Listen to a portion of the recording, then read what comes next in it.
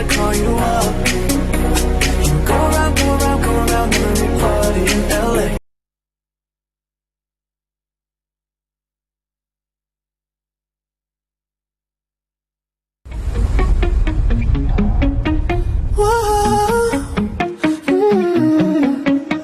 You've been running around, throwing that dirt all on my name. 'Cause you knew that I'd call you up. You go around, every party in LA. Thank you so much for sticking and staying with us right here on Startup on Shobiz TV. My name is Aiko Adade, but Esero and I are not alone. We're actually joined by a very pragmatic young man, a man who's making waves in the music industry. And you probably remember him from Mentor, the first season of Mentor. And we have with us Odaki Andy. Blessing things. Good morning. Yeah, good morning. I hope you're doing well. Normal level. We thank God. Okay, so can you tell us a bit, who exactly is Odaki Andy? Yeah, Odaki Andy is one of Ghana's artists from TV3 Mentor 1. I have about 2 albums to my credit. And from Ashanti region, I represented Ashanti region in Mentor 1. And I was first run-up. And after that, I released my first album, second album, and I'm now out with a single. Okay, wow, that's great. How did it happen that you joined TV3 Mentor? Yeah, I started composing my songs around 99, looking for producer to come out with my album, and I couldn't get anyone, so I saw TV3 Mentor advert on TV. They were showing Accra auditioning, and then I decided to join. So I bought forms, and then 750 people I won in Ashanti region. I came to Accra to, I was placed second. So after that, I released my first album. Okay, okay. And every single person that will, or that your name will be mentioned to, definitely would recognize you with the stick you always hold. I don't know what is in there, but I'm sure you will tell us today. And so, because I know right from Mentor, you've been holding it, even your gestures with it and all of that, and rising to becoming the first runner-up. Let's take you back memory lane. How did it feel to be the first runner-up? Were you expecting to be the winner? When it didn't happen, how did you feel? Were you content? What did you do going forward with the fame that you had? Well, all those contestants who came from Mentor 1 were rooting to take the first position. But then alongside the way, I realized, no, position doesn't matter. It depends on whatever you bring out after the show. The main issue is what you bring out after the show. So I decided to forget about the position, and then started thinking about how to get a producer and then release my first album. So it was great. I was placed second, but I was okay, because when you are placed first, the pressure goes high. People expect you to do more than what you can do. So I was okay with the position they gave me. What are some of the platforms that you got the opportunity to stand on because of Mentor? Plenty, so many platforms. You know, I've been playing shows for Kojo Entry. I'm actually the data alone, but every December, automatically I have to start the live band for them. You know, those miming artists will come and mime, but for the live band to start out, after the red carpet, I have to come and start the show. Because of the fire I bring on stage, you know, on stage. So you need to start the show well. So I'm always starting shows for those big artists, those big musicians in Ghana. And I got the chance to work with Kwabena, work with Wuta. My first album was recorded with Wuta, but unfortunately I couldn't record a song with them because a 3-year travel to South Africa, you know, they are in group, so you can't feature one and leave one. But God being so good, the manager I was working with at that time was Samini's personal DJ, DJ Perfect. So he invited Samini to the studio, and then we did Sweetie Brefinian from home. You know, he's still big from that time up to this time. So that show gave me too many opportunities. Yeah, I'm grateful. Definitely. And you mentioned the fact that you come with energy, and that energy has been something that has been very consistent in your craft. How would you say you've been able to keep up? Because I was very little, but I watched you. I watched you. That makes me an old man. Sisi awaye kese. But I watched you as a young girl coming or growing up, and I saw this so much fire in one person. What was the conversation? Did you have a conversation with someone before the time jumping on stage, or it was a personal decision to come with some vibes? Because that was you, from one end of the stage to the other. How did you manage to keep that running? Yeah, when I started composing my songs, I realized the first song that I wrote was very hot, Sweetie. Sweetie, breath in your family,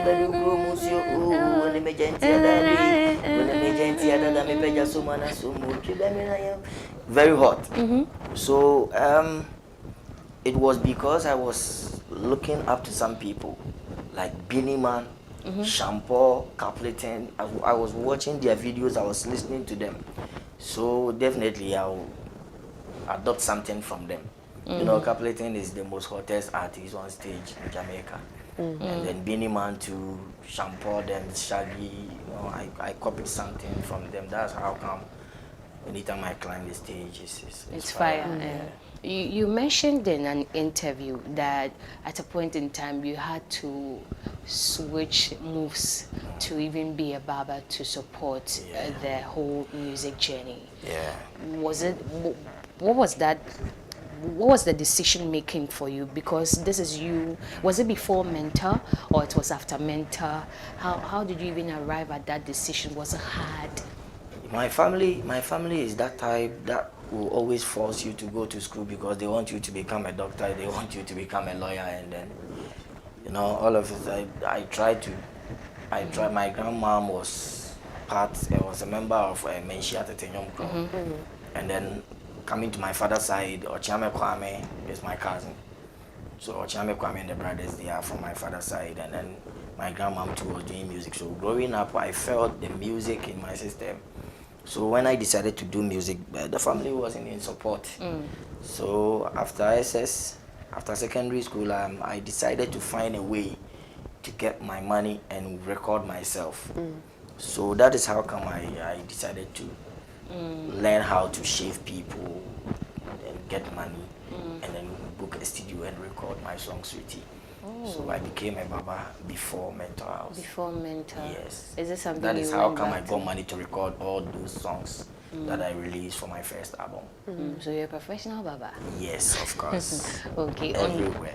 Everywhere. Everywhere. Definitely. But on that note, we want to take a musical break. Definitely something from you, and so let's enjoy. Let's.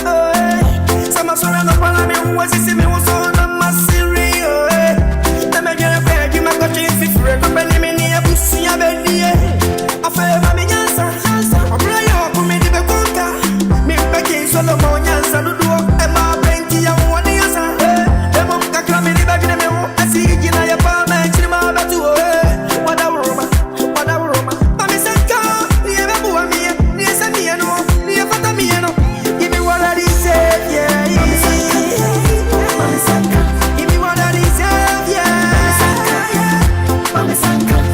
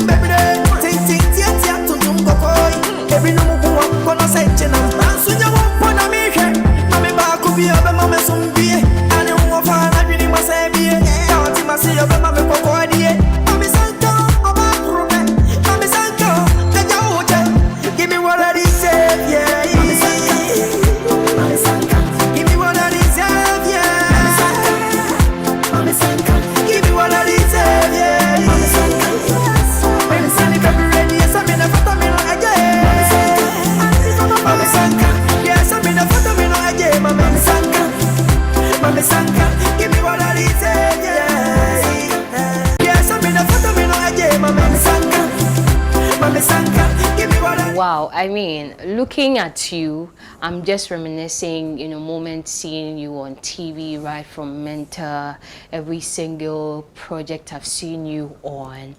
And it's so inspiring to see that your project or your product right from here.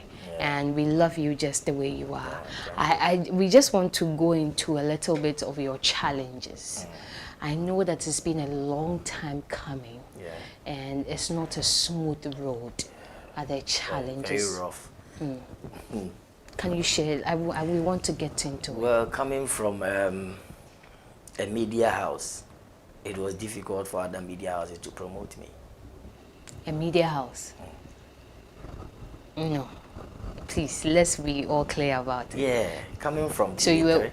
Okay, you mean... I thought you were working with a media house. No. Okay, so coming Mentor from... one was from TV3. Yes, from TV3. It was difficult for other media houses to push me because promote pushing me, mentioning my name, you have to push. You link it to TV3. My name is tagged with TV3. You can't mention my name without adding TV3 Mentor. So it was kind of difficult. Some were open to me that, Charlie, we can interview you, but you can't talk about your show. Okay. And that is the show that people know me from. So it was kind of rough. And then the first contract I signed to release my first album was 10 years. I didn't know because I didn't take my time to read the contract very well. I didn't even have a lawyer. But later on, I realized, no, I should have gotten a lawyer to read it to me, to, you know, interpret it well to me, for me to understand before I sign. Because I realized some words were hidden. Yeah, I didn't know it was 10 years because they wrote decades. Oh. Would you say you learned the hard way? Would you describe your journey as learning the hard way? I trusted people too much. I shouldn't have done that. I trusted people around me, fake people. You know, coming on TV for 3 months and then you are all over the place. Some people came close. Some fake people came close. You know, somebody who is not your friend will become your friend. And if you don't take care, you lose your friends, your old friends. So I started getting problems with my friends and family. Everybody want to get close, and then, you know, it was very tough for me. And then I didn't know much about showbiz. I was writing my songs. I had plenty songs, but I didn't know much. I didn't know deep about showbiz. So that is why I decided to stay back and then learn. I decided to follow Samini. Okay. Because doing the song Sweetie with him, it was a blast. Sweetie, it became a hit within 2 weeks. So fortunately for me, Ariba sponsored Mentor One. So switching to MTN, they signed. MTN. Yeah, switching from Ariba to MTN, they signed Samini. And I had a song. My hit song was with Samini. So automatically, you know, I was moving with him. I was part of Samini Boys. We were 4: Stoneboy, Mugis of R2Bs, Lengwai Cat, and me myself. But that time, they were not artists because they didn't have songs out. Yeah, so yeah, it's been good. It's good. Yeah. Do you have a record label that you work with?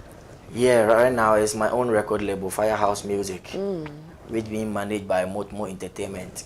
Okay. Yeah, because I realize if you don't push yourself, nobody will get to know what you have or what you can do. Waiting for a producer or an investor will take you long. So I decided to create the record label and then use the money from my other businesses and invest in it myself. So I created Firehouse Music. All those who love Andy and the Fire Empire. So Firehouse Music, I'm the CEO at the same time an artist, but I have Motmo Entertainment managing me. So I didn't have that concrete people, concrete background to push me. So I was releasing singles after, because the producer traveled to US. After signing a 10 years contract, he traveled to you US. are bound to it. You can't do anything unless. So like 6-7 years, he called me and he was like, "No, Charlie, I can't waste your time anymore. If you can move on, you can move. If you have somebody to push you, you can move on." That is where I released Pretty Girl with Ochame Kwame. But since I was financing it, I was promoting it myself. The money got finished along the way, and I got stuck. So from that time, I realized, no, if I don't get management or a team to push me, it will be very difficult. That's why I created the record label Firehouse. So now I'm under Firehouse label. What do you think about early fame? Do you think it's very good that you get to have it from the very beginning and then you order your steps right? Because looking at you, it was the first of its kind, mentor one, and everybody was just on there targeting people that are prospects for the future, and you're one of them. And coming out and going through all of this, would you say that it's very important that we have people around us when we just come out of, you know, or we are just on certain stages? Is it very important, or we should go the solo way? What's it for you? Well, it depends on the team you meet. If you fall into sorry, if you fall into wrong hands, your talent will go down in the drain. If you fall into good hands, those who are willingly pushing you, those who are not looking at what they will benefit from you too much, then you go far. But when you fall into wrong hands and then people around you feel like, yo, Charlie, I will get this from him, or I will use him to get this, so let me be with him. When that thing is not working, that person pulls out. So it depends on who you are working with. What's your creative process when it comes to music? I sing about reality. Looking at my song like Konkonsa. Missy Susuko, Nebi Wovie, what a me want sem now, did you uncomo? What a me want sem now, did you uncomo? Well, Miss Secret, now the air topic. Yea, Konkonsa, you can go, Genumo. One of the songs you say, you see that song? It's everywhere. That song is 17 years now. It was on my first album, Sweetie's album, but we didn't promote it because Sweetie became a hit within a short time. So we didn't shoot a video, we didn't give it to any DJ to play it. But because of the weight, the lyrics, the content is everywhere. Churches, houses, offices, people gossip. You understand? So reality, I think about reality before I start composing. Okay, definitely. Okay. So one time you mentioned that secular artists and versus gospel artists, or something there about that. Yeah, it's real. That's why that's why I said it's reality. I always speak my mind. Most of them are lazy, and then they feel like when they take the hymn book from Pentecost or Methodist or something, they just choke in words and then go to the studio and record and bring it out to sell. You didn't create anything. The only creativity there is the beat, the producer. You, the artist, you didn't create anything. Create your own lyrics. You see? And what pains me is when they go on TV and radio, they condemn us. Whether we sing about reality, we advise people, we encourage people, we inspire people. They will tell us we are so for. Yeah, we are so for no Look at all this. I overheard this Pastor Moses talking about us on radio. I think NIT FM or OK FM or something, that when you are a Christian, you don't have to listen to secular music. Meanwhile, Despite Group was not built by Pope John Paul. It wasn't built by Pope John Paul. It's not your pastor who came to build that mansion or that company. You see, Mr. Kwame Despite is not a Christian. I don't know, but he is not a pastor. He is not an angel. He is not a saint. But he's created company for you to come and sit there and tell people they shouldn't listen to secular music when they are Christians. Who is a Christian? We are all children of God. Why do you want to criticize people? Meanwhile, you are not doing the right thing. The gospel musicians, their words doesn't match with their lifestyle. That's why I said that. So I'm sorry for speaking my mind. Let's end with a prayer. And let's talk about your new music, prayer. Let's talk about it. Brief us. What's going on there? Yeah, it's good to pray because this world is not flat. You know, you get up one day and somebody you were talking to yesterday is no more. Whether you are rich or poor, whether you are strong or weak, you have to pray. Prayers is the key, or prayer is the key. Okay. God first. Whatever you do, God first. So you have to pray. If you have all the money in the world and you are sick at the hospital, people will enjoy your money. If you don't have the strength to drive your Range Rover, somebody will drive it and come and give you cocoa. You understand? So whether you are rich or poor, strong or weak, you need to pray. Yeah, if you are poor, you pray that God should give you strength, long life, and give you money to enjoy. Give us a line from that song and tell us where we can stream it from. Oje di ampo mechi yao. Apom te say, mete on kanche aben wa dogo miana. Aha, me makadada se me wonto me di esi mani so no me sankaya. Se wasum bejo pa de la lai. Pape, give me what I deserve, yeah, mame sanka. Hey, mame sanka, give me what I deserve, yeah, mame sanka. Mame sanka, dear Sammy Fapa Mino Eje, Mame sanka. Okay. Mame sanka. Yeah, that's so. I'm just talking about what makes man feel comfortable. God should give me, not plenty, through praise, not too much. What I deserve, just let me have it. So now the name is Odaki, Odakky. Okay. Odakky. Just get the name spelled. So the Kidi, there was a Kidiyande in there. Yeah, first it was spelled Odarky. Okay. As in dark. Okay. You know, because I got that name because of my complexion when I went to secondary school. So since the white people have made we the blacks feel that anything black is evil. Anything black is evil. So I decided to change the spelling. The same pronunciation, but the spelling is Odakky, and then the Andy is a part of it. And the title of the song is My Prayer. Okay. Yeah, it's on YouTube. The video is on YouTube. You can go and watch, subscribe, and then share, comment, leave your comment and everything. Definitely. Yeah. So, what are some of the platforms that people can get you all on? digital platforms. Just get the name spelling correct. Okay. So on Instagram, it's the same name. Instagram is Odakky Official. Okay. Yeah. Odakky Official. Odakky. TikTok? Odakky Official. Okay. Yeah, or just type Odakky. You know, when you type Andy, we have about 10,000 people. A lot of people. 10,000 people will pop up on the internet. But when you type Odakky first, number one. It's you. We are grateful to have you in our midst. Thank you very much. And we are with you. We are solidly behind you. That whatever journey you are re-embarking on again, there's a whole lot of positivity from the side. I realize every October is breast cancer awareness. Definitely. So ladies, please take care of that thing. It's very, very important. Okay. The breast is very, very You important. have one you are managing, taking care like of. it. You like it. It's very nice. Okay, so you are taking care of it. Are you what are you doing for women this breast cancer season? Yeah, I have a song for breast cancer awareness, but unfortunately I couldn't release it before October. Okay. So I think we will still preach.